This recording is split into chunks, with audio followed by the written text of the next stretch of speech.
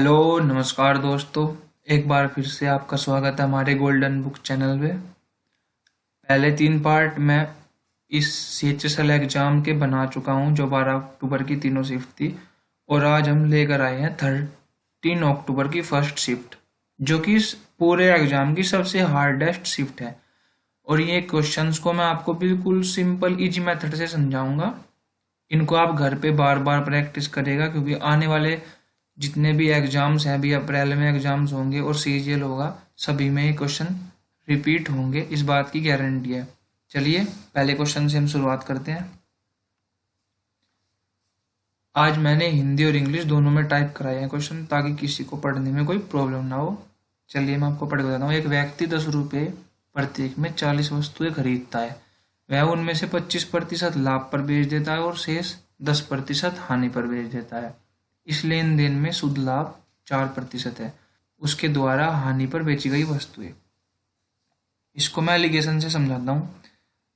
देखिए, कुछ वस्तुएं थी, टोटल 40। उसने उसमें से कुछ को क्या किया, 25% पर बेच दिया, लाभ पर। और बची हुई जो शेष है उन्हें उसने 10% के हानि पर भेजा, यानी कि -10% की हानि पर। और जो से टोटल हुआ, जो टोटल लेन देन में हुआ, उसे लाभ हुआ कितने का, 4% का। तो एलिगेशन ऐसे यूज करते हैं। आप जानते होंगे कि बड़ी वैल्यू में से छोटी वैल्यू को हम सब्ट्रैक्ट करते हैं एलिगेशन में। यहाँ से वैल्यू आएगी 21। अब यहाँ भी माइनस हुआ है और करते हम माइनस है, तो ये दोनों ऐड होकर हो जाएंगे 14। तो यहाँ से 7 से मैं से काट लूंगा, 7 दूनी 14, 7 या 21। तो रेशो हमारे पास आया 2:3, यानी कि ये टोटल वैल्यू निकल के आई। 40 वस्तुएं थी और ये इनका सम हुआ 2 और 3 5, यानी कि 5 की वैल्यू में 40 दी हुई है, एक की वैल्यू 8। और पूछी किसकी है, जिस पर उसे हानि हुई। हानि किस पर हुई, इसे, यानी कि 8 दिया, 24 इसका राइट आंसर। ये देखिए, 1/9 - 4√5 का होल स्क्वायर और 1 + 1/9 + 4√5 का होल स्क्वायर। इससे पहले एक चीज समझिए, अगर मैं कहूँ कोई वैल्यू है 2 + 3√2, तो मैं इसको अगर 1 की फॉर्म में लिखना चाहूँ ना इस वैल्यू को, तो मैं इसको ऐसे लिख सकता हूँ, ये इसके इक्वल ही होगा 1/2 - 3√2। कोई भी ऐसी वैल्यू हो a + IB, यानी कि रूट में रूट बी, यानी कि, तो उसको मैं ऐसे लिख सकता हूँ, अगर इधर प्लस है तो उसको मैं 1/a - I√b, उसको मैं ये लिख सकता हूँ। ये आपको याद रखना। तो यहाँ से मैं इसको सीधा लिखूंगा, 9 - 4√5 को मैं प्लस लिख लूंगा, ऊपर ले जाऊंगा 9 + 4√5 का होल स्क्वायर। और जब ये बीच में तो प्लस का साइन है तो एज इट इज लेंगे, और जब इसको मैं ऊपर जाऊंगा ये प्लस से माइनस हो जाएगा, 9 - 4√5 का होल स्क्वायर। अब देखिए, अब यहाँ से ये बना क्या है, ये चाहे तो इसे आप सारे को ओपन कर लो, और चाहे यहाँ से इसमें ये है a, ये है b, यहाँ पे ये a, ये b। अगर मैं इसको a + b की फॉर्म में तोड़कर इसका आइडेंटिटी खोल लूँ, ये तो है a + b का होल स्क्वायर प्लस, और ये है a - b का होल स्क्वायर। तो यहाँ से आएगा a² + b² + 2ab, और यहाँ से a² + b² माइनस के 2ab से 2ab कैंसिल हो जाएगा, यहाँ से निकलेगा 2a² + b²। अगर आपने पहले अच्छे से प्रैक्टिस किया तो ये आपको याद होना चाहिए कि a + b का whole square plus a - b का होल स्क्वायर, जब इसको हम सोल्व करते हैं तो ये वैल्यू हमारे पास निकल के आती है। और अगर यहाँ माइनस दिया हो तो ये वैल्यू कट हो जाएंगी, a² b², बट फिर क्या बचता है, अगर इस प्लस की जगह माइनस दिया हो तो हमारे पास वैल्यू, जो फाइनल वैल्यू निकल के आती है, इस प्लस की जगह माइनस हो तो वो निकल के आती है 4ab। तब ये वाले कैंसिल हो जाएंगे, a² b²। ठीक है, तो ये आपको याद रखनी है।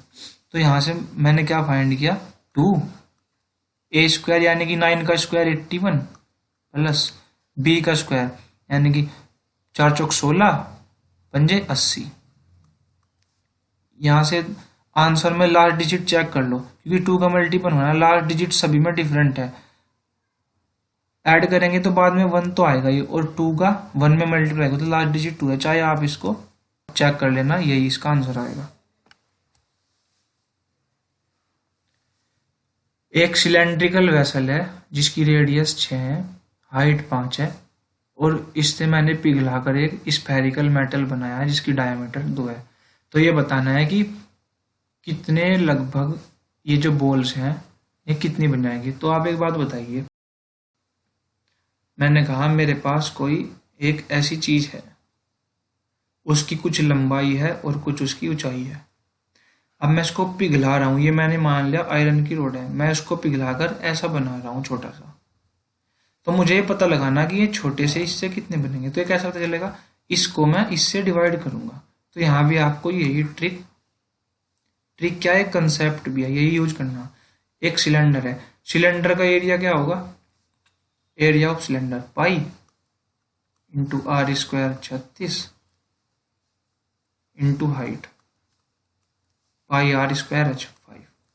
और कितनी बॉल, स्फेरिकल बॉल है, स्फेरिकल बॉल का एरिया क्या होता है, जब डायमीटर 2 है तो रेडियस हो जाएगी यहाँ से 1। एरिया ऑफ स्फेयर होता है 4/3 पाई और आर क्यूब, आर कितना है 1, चाहे लिखो या ना लिखो 1 की इसमें मल्टीप्लाई भी बन जाएगा। पाई से तो पाई कैंसिल हो गया, ये 3 ऊपर चला जाएगा यहाँ से, और 4 9 जा 36, 9 बजे 45 दिया 135। सी इसका आंसर है, 135 छोटी बॉल बनेगी। Next question, the average of 35 consecutive natural number is n, dropping the first 10 number and including the next 10 number, the average is changed to m।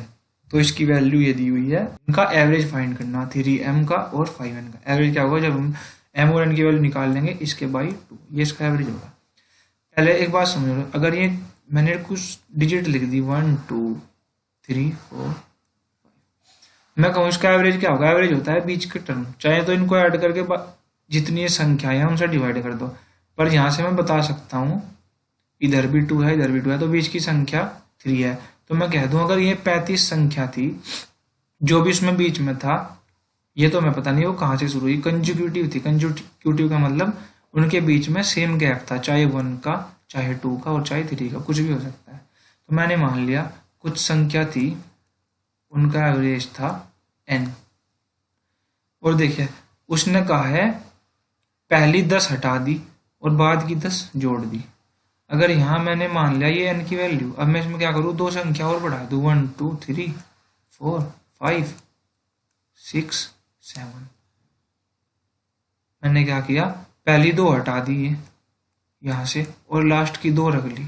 अब इसका एवरेज क्या निकल के आएगा, अब यहाँ से n की वैल्यू 5 आएगी। तो मैंने यहाँ से मैं क्या कह सकता हूँ, जो वैल्यू पीछे से हटाकर आगे बढ़ाई उतना ही यहाँ 3 थी वैल्यू और यहाँ 5 हो गया, यानी कि 2 बढ़ी। अगर मैंने 2 हटाई और 2 आगे बढ़ाई तो जो उनकी एवरेज था वो भी उसमें इतना ही ऐड हुआ। अगर पहले n की वैल्यू 3 थी, यानी कि n की वैल्यू 3 का मतलब n था और 2 बढ़ा तो बाद में वो n + 2 होगी।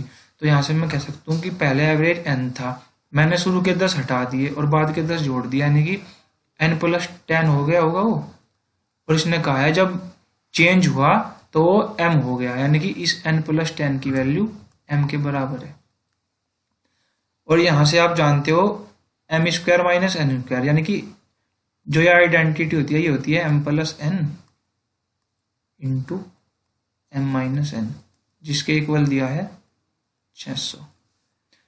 यहाँ से मैं कहूँगा n इधर ले आऊँगा, m - 10 equal to 10, m - n की वैल्यू तो 10 आ गई यहाँ से, तो m + n क्या निकल कर आएगा, बराबर 600, 0 से 0 कैंसिल 60, यानी कि m - n तो 10 था, m + n क्या निकल के आया 60।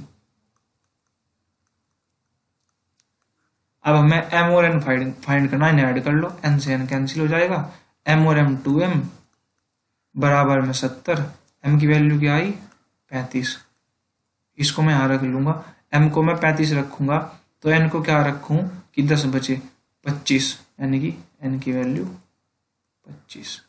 और हमें फाइंड क्या करना, 3m 5n का एवरेज फाइंड करना, यानी कि 3m इंटू 5n का एवरेज। यहाँ से क्या आएगा, 3 पंजे 15, 3 3 और 110 प्लस 25 पंजे 125, एवरेज क्या होता है बाई 2।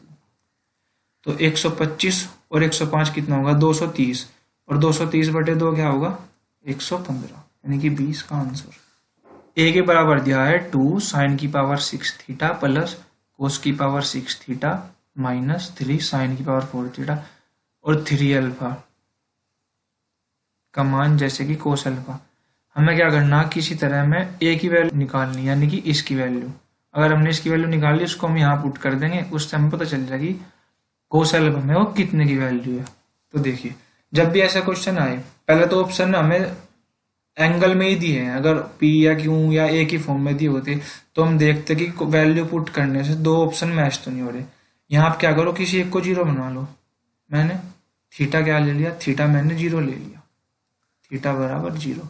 तो साइन जीरो की वैल्यू तो जीरो, ये तो जीरो, और कोस जीरो की वैल्यू 1, यहाँ से क्या निकल जाएगा 2 माइनस 3, साइन जीरो तो जीरो हो जाएगा, और ये 1, यानी कि माइनस 3 इंटू 1 माइनस 3, ये क्या बना 2 माइनस 3, 2 माइनस 3 क्या आया -1, यानी कि हम यहाँ से कह सकते हैं ए की वैल्यू आ गई -1।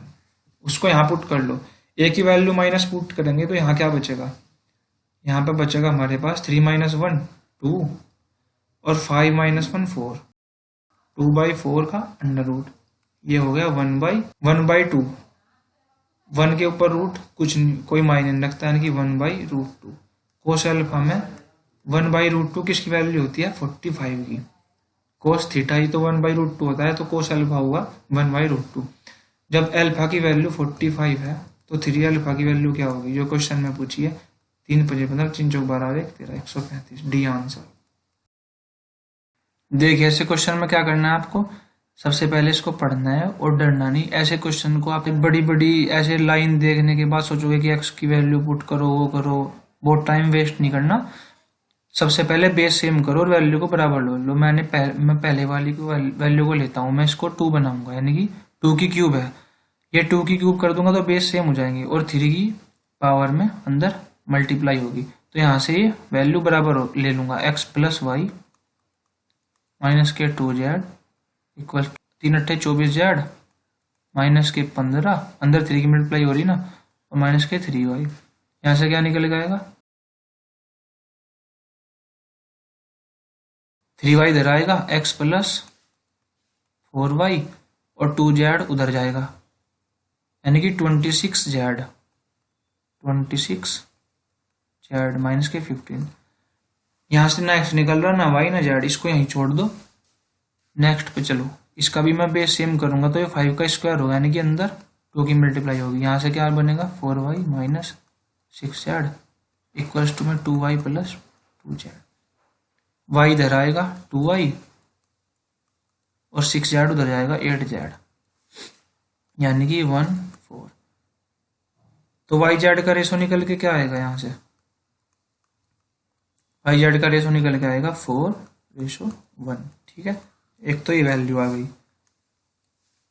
अब इस वाले पे चलो, इसका भी मैं बेस सेम करूंगा, इससे 3 का स्क्वायर लूंगा, अंदर 2 की मल्टीप्लाई होगी, ठीक है। ये होगा 4x minus 3z equals to 2x plus 2z, x इधर आएगा 2x और 3z उधर जाएगा, ये बनेगा 3 और 2 5z। तो यहाँ से x और z का रेशो क्या निकल कर आएगा 5:2। अब हमारे पास देख लो, चाहे तो इसको इक्वल कर लो, जेड को यहाँ और यहाँ इक्वल कर लो, यहाँ जेड 2 है, यहाँ 1 है, तो यहाँ 2 की मल्टीप्लाई कर दो, ये हो जाएगा y जेड हो जाएगा 2 8, यहाँ पे भी 2 है, बचा x की वैल्यू क्या है 5। और अब निकालना ही क्या था, हमें बस इनकी वैल्यू निकालनी थी। अब यहाँ पे पुट कर दो, x की वैल्यू कितनी है 5, 2 5 10 प्लस y की वैल्यू कितनी है 8, 3 8 24 प्लस z की वैल्यू कितनी 5 2 10 10 10 20 और 24 44, इसका आंसर। चलिए नेक्स्ट देखिए, ये दिया है एक फिगर दिया है, इसमें दिया है AC और DE पैरेलल है, यानी कि ये यहाँ से ये और यहाँ से ये DE ये पैरेलल है, और CAB 38 दिया है, यानी कि CAB ये वैल्यू 38 है, यानी कि 2A बराबर 38 है। A बराबर कितनी आ जाएगी यहाँ से 19, ठीक है।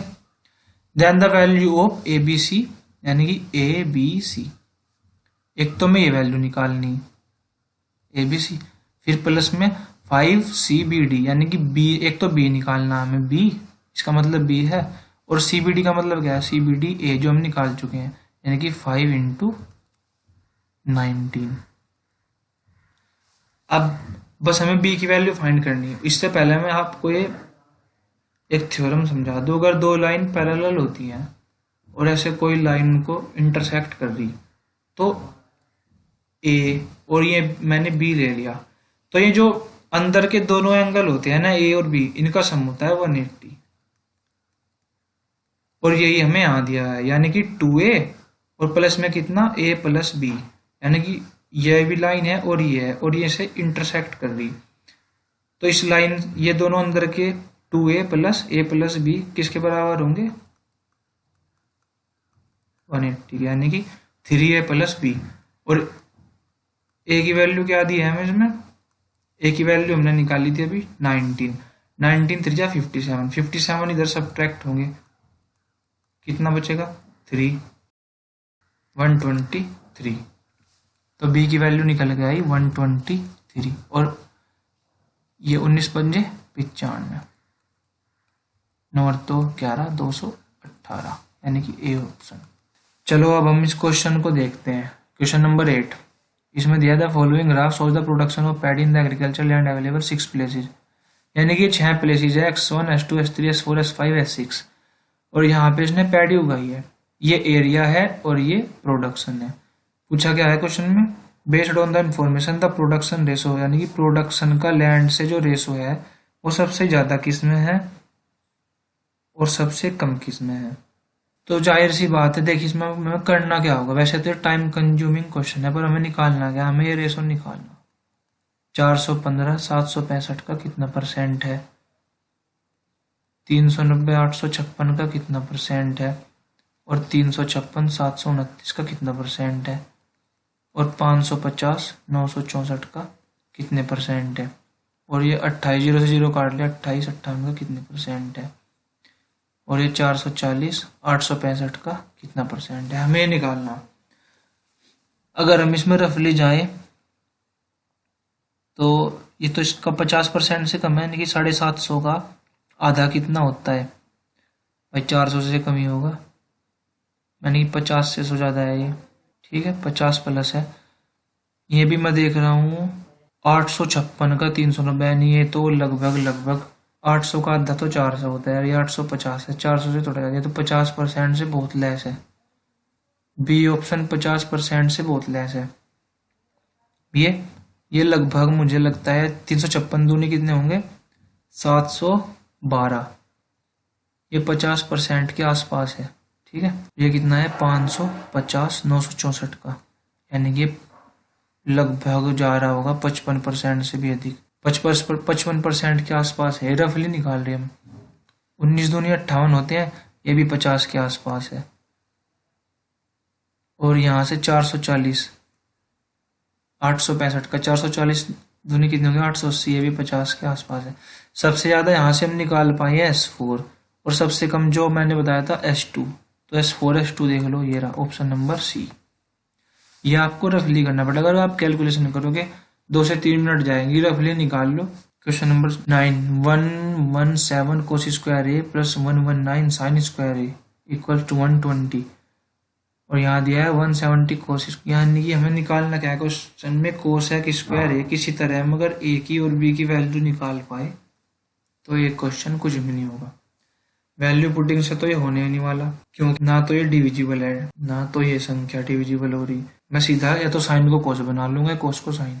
मैं पहले वाली आइडेंटिटी को यूज कर रहा हूँ 117 कोस स्क्वायर ए, साइन स्क्वायर ए को क्या लिख सकता हूँ 1 माइनस कोस स्क्वायर ए, ठीक है। तो 129 के अंदर मल्टीप्लाई होगी, ये बचेगा 129 माइनस 129 कोस स्क्वायर ए, 117 से और 129 कोस स्क्वायर ए जब हम सब्ट्रैक्ट करेंगे बचेगा हमारे पास माइनस के 12 कोस स्क्वायर ए इक्वल्स प्लस ये जो 129 है प्लस 129 इक्वल टू 120। हम इसको इधर ले जाते हैं और इसको इधर लाते हैं। 129 से 120 जाके बचेंगे 9, ठीक है। और ये 12 कोस स्क्वायर इधर आएगा प्लस में, और 12 को मैं इधर ले आऊंगा 9/12 कोस स्क्वायर ए, पहले से काट लूंगा 3/4, और जब इसको स्क्वायर को हटाऊंगा ये बचेगा √3/2, यानी कि कोस ए की वैल्यू √3/2, और √3/2 कोस ए में किसकी वैल्यू होती है 30 की, यानी कि ए की वैल्यू तो 30 आ गई। ऐसे ही मैं बी की निकाल लूंगा, इसको मैं 1 माइनस साइन स्क्वायर बी लिख दूंगा, क्या 1 माइनस साइन स्क्वायर बी, ठीक है। चलो अब मैं सेकंड आइडेंटिटी यूज करूंगा, 170 कोस स्क्वायर बी प्लस 158 अंदर मल्टीप्लाई जाएगी minus 1 minus cos square B था ना ये, हाँ 1 minus cos square B minus 158 cos square B equals to में 161।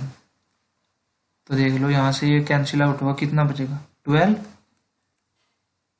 12 कोस स्क्वायर बी, और 158 जब उधर ले जाऊंगा तो कितने बचेंगे 3, और ये इधर आएगा कि ये बचेगा 3/12 कोस स्क्वायर बी 3/12 1/4, और कोस बी की वैल्यू क्या आएगी 1/2, ठीक है।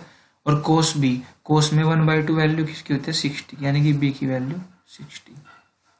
साइन 30 में जानता हूं क्या होता है 2 यानी कि 4 इंटू सेक 60 क्या होता है 2 का स्क्वायर 4, 16 इसका आंसर। नेक्स्ट क्वेश्चन, ए बराबर ये दिया हुआ है, बोर्ड मार्क्स का क्वेश्चन है, निकालना 8 है, यानी कि जो ये सोल्व करके आएगा ना उसमें 8 की मल्टीप्लाई कर देंगे तो 8 आंसर आएगा। चलो सर फटाफट सोल्व कर दें। सबसे पहले वो सोल्व करना है हमें, यह है 3/7 और ये कितना बनेगा 5 चौक 20 और 1 21/5 ऑफ में है 3/7 गुना 21/5, ये 3/7 था, 7 से 3 गया 9/5, ठीक है। इसकी वैल्यू आई 9/5, 9/5।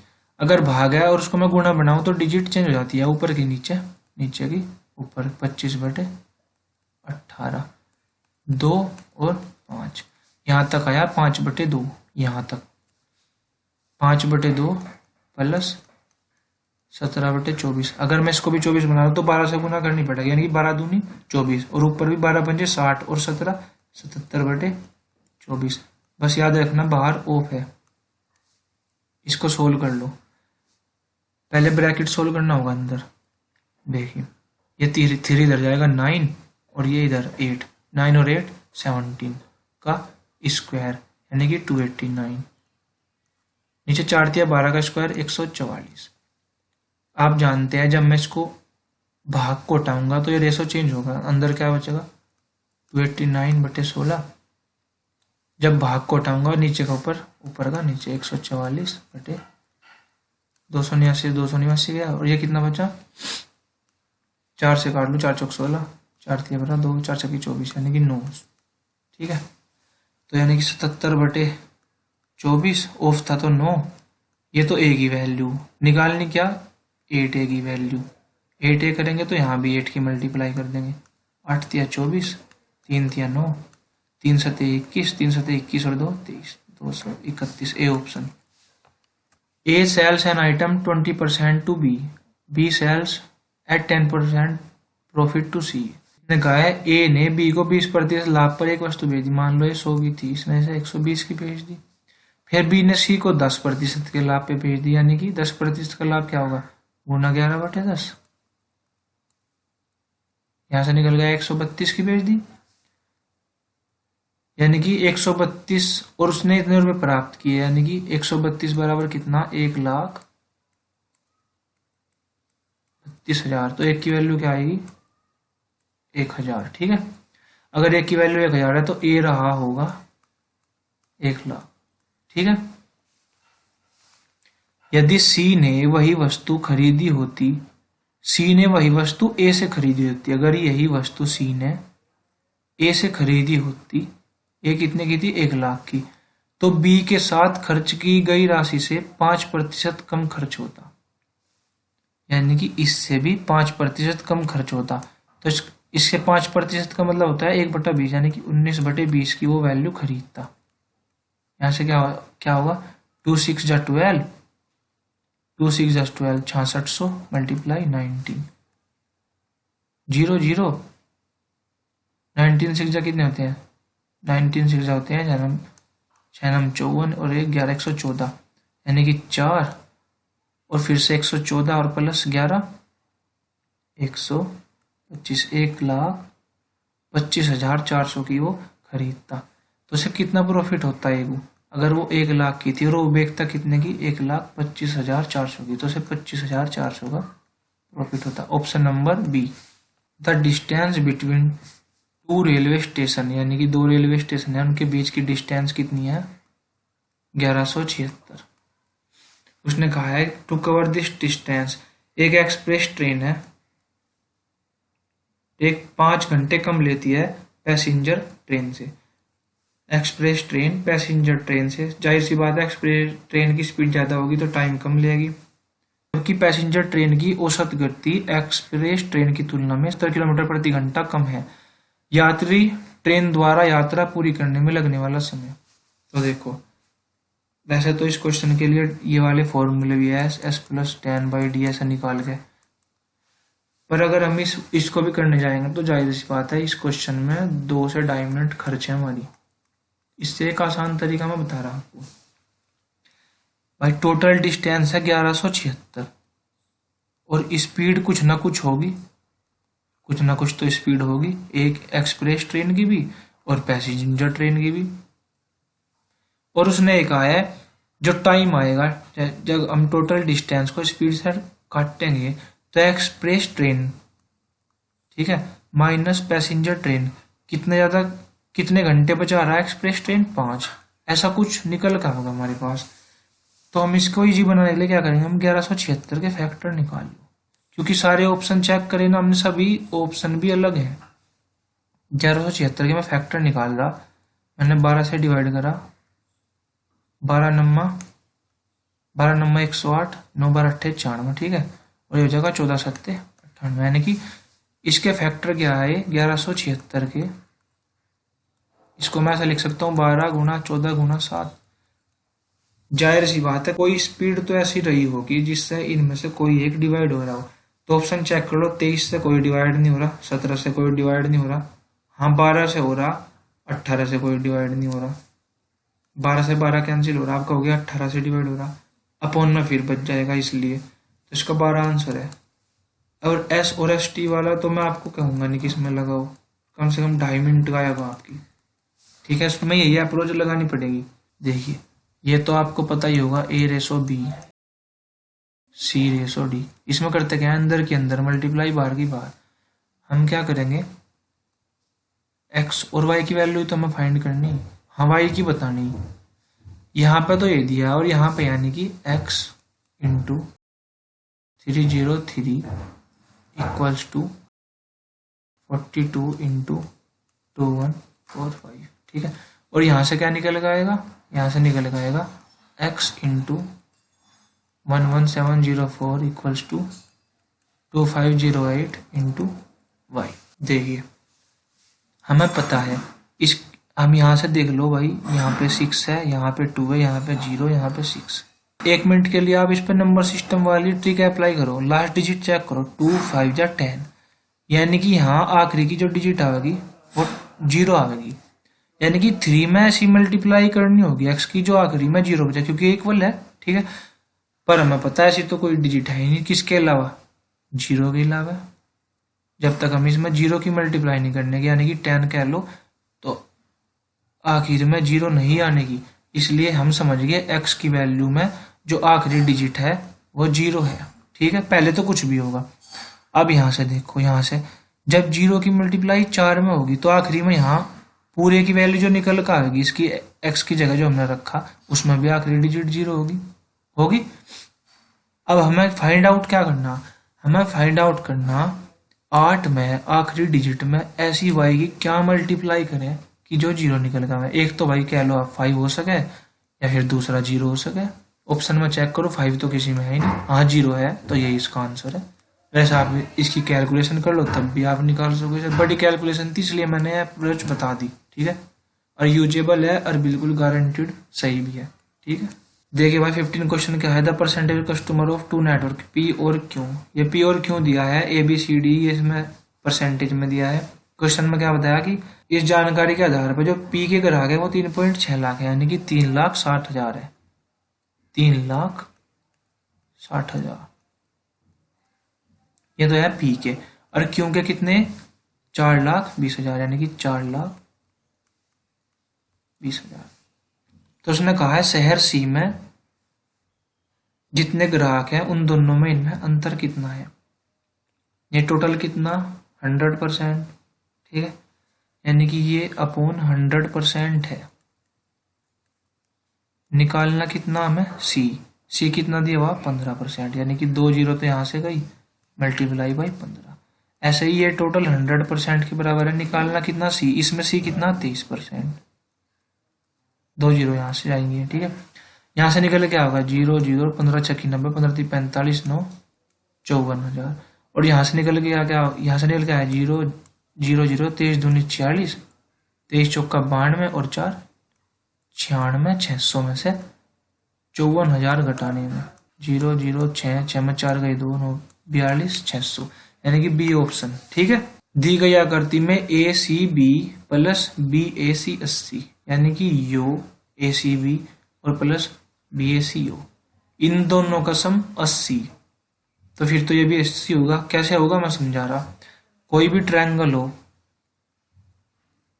मैंने ट्रायंगल मान लिया, ये मैंने मान लिया 1, ये 2, ये 3। तो अगर मैं इसकी वैल्यू निकाल लूंगा ना, इसकी वैल्यू, तो अंदर के दोनों का सम 2 और 1 3। और अगर इसकी निकाल लूंगा अंदर के दोनों का सम 2 और 3 5। एक्सटीरियर एंगल जो होता है वो अंदर के दोनों ट्रायंगल का सम का इक्वल होता है। और अगर इसकी निकालूंगा 3 और 1 4। ऐसे ही अगर इन दोनों का सम 80 तो बाहर का भी एंगल 80 ही होगा, ठीक है। अब थोड़ी देर के लिए आप आगे पढ़ो। B D E 35, B D E 35 यानी कि 35 दिया है। बी सी ई 45, ये हमारे पास 45 है, ठीक है। पूछा क्या है सी ई डी, यानी कि ये फाइंड करना हमें सी डी। तो इस रॉकेट फॉर्मूले को याद रखना है। रॉकेट इसलिए रखा क्योंकि रॉकेट के शेप में जब भी आता है तो बी सी नहीं बी डी सी और ई, जो ये ई होता है ना, ई बराबर होता क्या है C plus B plus D. तो यहां से निकल के क्या होगा 80 प्लस 45 प्लस 35, 45 और 35 80 और 80 160, 160 इसका आंसर है। ये बात हमेशा याद रखना, जो बाहर का एंगल ऐसी फिगर कभी दिखाई दे अंदर के तीनों एंगल के सम के इक्वल होता है, ठीक है। ये तो इजी सवाल पूछ लिया। हार्ड शिफ्ट में भी पहला इजी सवाल देखने को मिला। अगर हमें 6 का मल्टीपल ढूंढना तो 6 को हम 2 इंटू 3 लिखेंगे। 2 तो जो बाद में 2 से डिवाइड हो रहा सभी हो रहे, बस अब 3 का देखना है कि सम। तो फटाफट इनका सम कर 2 2 4 7 11 9 20 4 24 3 27, ये तो हो ही रहा, यानी कि पहला ही ऑप्शन मैच बैटल। देख लो आप, यही ऑप्शन इसका राइट होगा। बाकी देख लेना सम नहीं होंगे 3 से, ठीक है। फिगर से बहुत सवाल है। ए बी सी इसमें दिया है 95, यानी कि ये 95 है।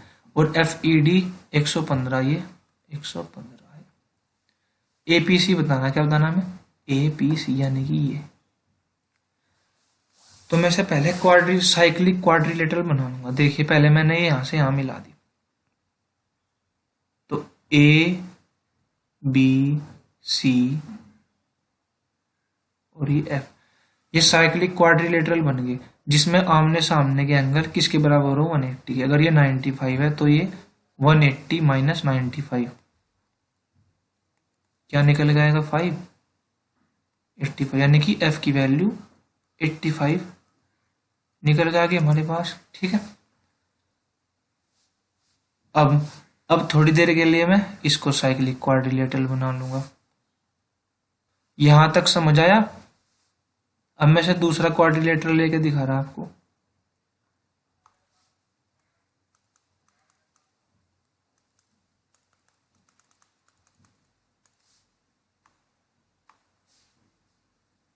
ये हमारे पास 85 आ गया है। अब मैं थोड़ी देर के लिए इसे मिला रहा हूं यहां से, यानी कि FADE, FADE। अब ये आमने सामने के 180 के इक्वल हो गए। अगर ये 115 है तो 180 माइनस 115, यहां से क्या निकल के आएगा? 65, यानी कि ये 65 है। और ये कितनी निकाली थी हमने? ये 85। तीनों ट्रायंगल का सम होता है 180। अगर ये 85 है, ये 65 है, तो ये हुआ 115 का सम। बचा कितना? 30। ये 30 हुआ। निकालना क्या है? APC, यानी कि ये तो पूरी सीधी लाइन होती है 180, और 180 में से 30 का ये बचे कितने? 150। ठीक है, समझ आया? चलिए हमारा 19 क्वेश्चन है। इसमें क्या दिया? यदि सरकार ने 2016-17, 17-18 और 18 और 19 के व्यय के औसत व्यय में, औसत व्यय यानी कि इनका सम और बाई कितने? 3। पहले हम इसको ही निकाल लो, औसत निकाल लो। लास्ट की डिजिट ऐड करो फटाफट। 5 0 0 यानी कि 5, 4 2 6 और 2 8, 8 8 16 और 7 23 बटे 3, यानी कि इसका औसत आएगा। इसमें कितनी प्रतिशत की वृद्धि? 30% की, यानी कि 13/10। तो बस जाहिर सी बात है, जो वैल्यू निकल गई वही हमारा आंसर होगा। देखिए 3 से कट रहा क्या सम? हाँ कट रहा है। 3 सत्ते 21, 2 3 हम 27, 3 बजे 15, 13 पंजे 65, 13 नम्मा 117 और 6 123, 13 सत्ते 91 और 12 91 और 12 होंगे 103.5, यानी कि डी आंसर। ठीक है, डी इसका आंसर होगा। समझ आया? क्योंकि इसने कहा था कि 2016-17 और 17-18, 18-19 का औसत व्यय। औसत कैसे निकलेगा? तीनों का सम और बाई 3, ये 3 वैल्यू है इसलिए। और औसत सम में 30% की वृद्धि की थी। ठीक है, नेक्स्ट चलिए हमारे पास क्वेश्चन नंबर है 20। एक व्यक्ति ने 12 लाख रुपए में एक कार खरीदी और मूल्य का 80% बीमा किया गया। उसने कार को 15% की हानि पर बेच दिया, लेकिन दुर्घटना के समय पर खरीदार को नहीं दिया। दुर्घटना के बाद कार बहुत क्षतिग्रस्त हो गई और बीमा कंपनी ने बीमित राशि का 90% भुगतान दिया। दोनों लेन देन में शुद्ध अंतर क्या है? तो यहां से हम देख पा रहे हैं कि 12 लाख की गाड़ी थी, उसने उसका बीमा कराया, कितने का हुआ? 80%, यानी कि 12 लाख का 80% निकाल लेंगे, 9,60,000। 9,60,000 रुपये उसे मिलने थे अगर उस कार को कुछ होता है तो। ठीक है, लेकिन हुआ क्या? दुर्घटना हुई। पहले तो उसने उस कार को 15% की हानि पे बेच दिया, यानी कि 12 लाख की थी तो 15% की हानि पे बेच दी। मैं कैलकुलेशन करके बता रहा आपको।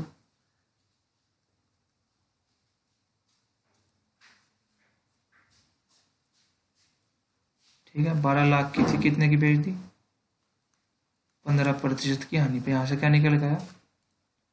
60,000 इंटू 7, 17 छक्की 102, यानी कि 10,20,000 की उसने वो बेच दी थी। और हुआ क्या? दुर्घटना में उसने खरीदार को दी नहीं, और दुर्घटना में कार इतनी क्षतिग्रस्त हो गई, बीमा कंपनी ने भी उसे केवल जो उसका बीमा हुआ था उसकी 90% भुगतान किया, यानी कि 10% उसे यहां से भी नहीं दिया। तो 10% यहां से नहीं दिया तो कितने का उसे लॉस हुआ? यानी कि 10% का। इसका 10% कितना होगा? ये होगा 96,000। 96,000 का तो यहाँ से घाटा हुआ। और 10,20,000 की उसने दे दी थी, जबकि बीमा कितने का था? 9,06,000 का। तो यहाँ पे कितना घाटा हुआ? 60,000 का यहाँ पे घाटा हुआ उसे। तो यहाँ से हम सीधा सीधा निकाल पा रहे हैं, यानी कि 1,56,000 का उसे दोनों लेन देन में ही घाटा हुआ। समझ में आया? एक बार और फिर से समझा दूं। 12 लाख की गाड़ी थी, 80% का बीमा हुआ था, यानी कि 96,60,000 रुपये उसको मिलने थे। अगर उसका एक्सीडेंट या कुछ भी होता है तो हुआ क्या, उसने उसको 15% की हानि पे बेच दिया, यानी कि 10,20,000 की। और जो उसका एक्सीडेंट हुआ था तो बीमा कंपनी ने भी उसे देने तो थे 9,60,000, उसका भी 90% दिए, यानी कि 10% दिया ही नहीं। तो यहाँ से इसका 10%, 96,000 का लॉस तो उसे यहाँ से हुआ, जबकि उसने बेचनी थी 10,20,000 की और बिक पाई कितने की अब, 9,60,000 की। तो 60,000 का लॉस यहाँ से हुआ, तो टोटल 1,56,000 का उसे लॉस हुआ। समझ आया? चलिए नेक्स्ट क्वेश्चन। साधारण ब्याज की कुछ दर पर 12,000 रुपये की राशि ली गई और 4 महीने के बाद 6,000 रुपये और जोड़े गए और कुल मूलधन पर पहले की ब्याज दर को 2 गुना कर दिया गया। वर्ष के अंत में यदि 2,800 रुपये ब्याज मिले तो ब्याज की प्रारंभिक दर क्या थी? इसको आप बिल्कुल सिंपल तरीके से करो भाई। 12,000 रुपये थे, ठीक है। पता है आपको कि उसने शुरू में 4 महीने में लगाई। 8% हमें निकालना, ये तो हमें निकालना ही। लगाए कितने महीने के लिए? 4 महीने के लिए। पूरा साल का कैसे निकाल लेंगे? बटे 12, यहाँ से वैल्यू आई। फिर हुआ क्या, उसने उसमें 6,000 रुपये और जोड़ दिए। अब कितने हो गए 12 से? 18,000। आर पहले 8% था, अब कितना हुआ? 2 गुना, यानी कि 2R बटे 100। अब कितने महीने बचे? 4 महीने तो पहले हो गए, बचे 8 महीने और 12 महीने बनाने के लिए 12, ठीक है। जो ब्याज आया वो आया कितना? 2,800 रुपये। तो यहाँ से वैल्यू निकाल लो भाई। 2 जीरो से तो 2 जीरो गई, 12 दूसरा, ये क्या आया? 10 चौक 40R प्लस, हम यहाँ से वैल्यू निकाल लेंगे। 2 जीरो से 2 जीरो गई, 2 छक्की 12, 6 तिया 18, 30, 8 तिया 24, 240 R यहाँ से आया बराबर किसके? 2,800 के, यानी कि 280 R बराबर 2,800 के। तो R की वैल्यू क्या होगी? 10%। यही हमारा आंसर था। चलिए नेक्स्ट क्वेश्चन। दी गई आकृति में AD CAB का द्विभाजक है, यानी कि जो ये AD है यो CAB का बाइसेक्टर है, इसको जो बराबर भाग में काट रहा, ठीक है। BD जो है, ये BD है वो CBF, ये BD इसका बाइसेक्टर है CBF का, और AD किसका बाइसेक्टर है? CAB का। तो हमें C एंगल दिया हुआ है 34, हमें बताना क्या है? ये बताना ADB। वैसे तो मैं इसका सीधा आंसर लगा दूंगा 17, पर इसको समझने के लिए एक थ्योरम है, ये आप समझ लो। कभी भी अगर ऐसा दिया हुआ हो,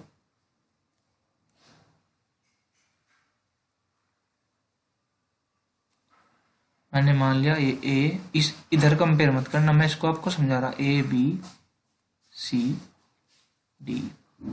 और E और F। तो समझिए इस एंगल का बाइसेक्टर तो हुआ ये। अगर ये एंगल थीटा है ना, तो जो इस लाइन से बाइसेक्टर निकलेगा, यानी कि जो इन दोनों का सम क्या होगा? ये अगर ये थीटा, ये इन दोनों का सम थीटा, थोड़ी देर के लिए मैंने ये भी थीटा मान लिया और ये सारा भी थीटा मान लिया। तो अभी मैंने पहले क्वेश्चन में आपको बताया वो ये इन दोनों का सम के इक्वल होगा 2 थीटा। तो हम यहाँ से ये सीधा सीधा कह पाते हैं कि जो ये एंगल होता है थीटा, ये होता है θ/2। बस आपको ये थ्योरम याद रखनी है कि ये वाला एंगल इस वाले एंगल का आधा होता है। इसको समझाने के लिए वैसे तो बहुत बड़ा प्रूफ है, उसे आपको समझने की जरूरत है ना, पेपर में ये आएगा, प्रूफ आपसे पूछा ही नहीं जाएगा। बस आपको याद रखना है इंटरनल बाइसेक्टर वाले ट्रायंगल का एंगल एक्सटर्नल वाले बाइसेक्टर के ट्रायंगल से 2 गुना होता है, ठीक है। इसलिए इसका आंसर 17 होगा। चलिए next question. √3 + 2 sin p upon 1 - 2 cos p का होल क्यूब और 1 + 2 cos p upon √3 - 2 sin p का होल क्यूब। वैल्यू फाइंड करनी। देखिए वैसे तो ये आंसर होगा ही वैल्यू पुटिंग से, पर वैल्यू पुट के 2 रूल हैं। एक तो अपॉन में कभी 0 ना बने और कभी भी 2 ऑप्शन मैच ना हो। देखिए अगर मैं यहाँ साइन p 0 ले लूँ तो ये 0 हो जाएगा, और एक ऑप्शन 0 पहले ही दिया हुआ और ये भी 0 हो जाएगा, यानी कि 0 तो ले ही नहीं सकता। 90, 90 पे ये 0 हो जाएगा, ये 0 हो जाएगा और ये भी 0, यानी कि 90 भी नहीं ले सकता। बचे क्या? 30, 45, 60। तो मैं पहले 30 रख रहा, p बराबर मैंने ले लिया 30। यहाँ रखूंगा √3 + 2। साइन 30 की वैल्यू 1/2, 1/2 से 2 कैंसिल, ये क्या बचेगा? √3 + 1 अपॉन में 1 - 2 cos 30। cos 30 की वैल्यू होती है √3/2, 2 से 2 कैंसिल हो जाएगा, यह क्या बचेगा? 1 - √3 और इसका पूरे का होल क्यूब प्लस, अब यहाँ पे रख लूँ 1 + 2 cos 30। cos 30 की वैल्यू अभी मैंने बताई √3/2 और √3/2 इस 2 से कैंसिल होगा 1 + √3 अपॉन में √3 - 2 साइन 30 की वैल्यू 1/2 इस 2 से कैंसिल होगा √3 - 1 क्यूब। अब यहाँ से एक बात तो दिखाई दे रही भाई, ऊपर तो दोनों सेम है भाई, √3 + 1, इसको भी चाहे √3 + 1 लिख लो, पर नीचे मैंने देखा कि √3 - 1 है और यहाँ पे 1 - √3 है। मैं इसको बेस को सेम करने के लिए ऐसे भी तो लिख सकता हूँ, √3 + 1 अपॉन 1 - √3 की होल क्यूब। मैंने माइनस बाहर निकाल लिया, माइनस बाहर निकाल लिया और पावर में है क्यूब, यानी कि आना तो माइनस का ही है, इसको तो मैं एज लिखूंगा क्योंकि अंदर आना तो माइनस का है क्योंकि बाहर पावर क्यूब है, ठीक है।